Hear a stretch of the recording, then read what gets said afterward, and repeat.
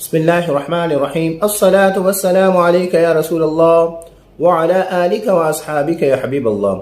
شعبان المعظم کے حوالے سے آقا علیہ الصلاۃ والسلام فرماتے ہیں شعبان میرا مہینہ ہے اور رمضان اللہ کا مہینہ ہے۔ یہ بحوالہ الجامع الصغیر کتاب کا نام ہے، حدیث نمبر 4889 صفحہ نمبر 301۔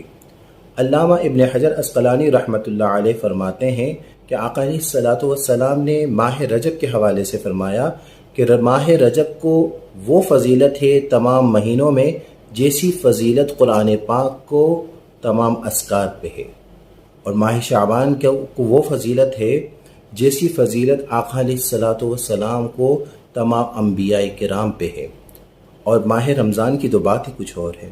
آقا علیہ الصلاۃ والسلام فرماتے ہیں کہ ماہ رمضان کو وہ فضیلت ہے جیسی اللہ کو تمام بندوں پر ہے۔ ماہ رمضان کی تو بات ہی کچھ اور ہے۔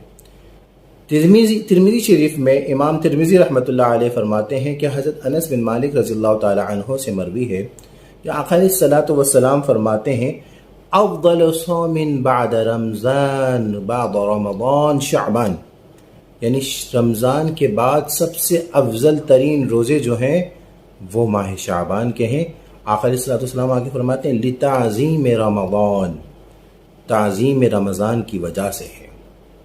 تو یاد رکھیے یہ شعبان کا مہینہ یہ عام مہینہ نہیں ہے۔ آقا علیہ الصلوۃ والسلام اس ماہ سے، اس مہینے سے محبت فرماتے ہیں، اس مہینے کو اپنا مہینہ فرماتے ہیں، اس مہینے میں زیادہ سے زیادہ روزے رکھتے ہیں، اس مہینے میں زیادہ سے زیادہ عبادت کیا کرتے ہیں، اس مہینے میں زیادہ سے زیادہ قبرستان جا کر دعائے خیر کرتے ہیں۔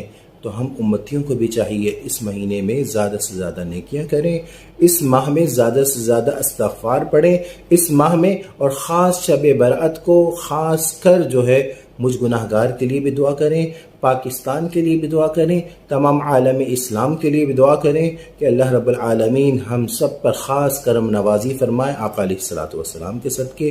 اللہ رب العالمین ہمیں نیکی کرنے کی زیادہ سے زیادہ توفیق عطا فرمائے، سچی توبہ کی توفیق عطا فرمائے، استغفار کی توفیق عطا فرمائے، عبادت زیادہ سے زیادہ عبادت کرنے کی توفیق عطا فرمائے، رمضان المبارک کی تیاری کرنے کی توفیق عطا فرمائے۔ وآخر دعوانا ان الحمد للہ رب العالمین۔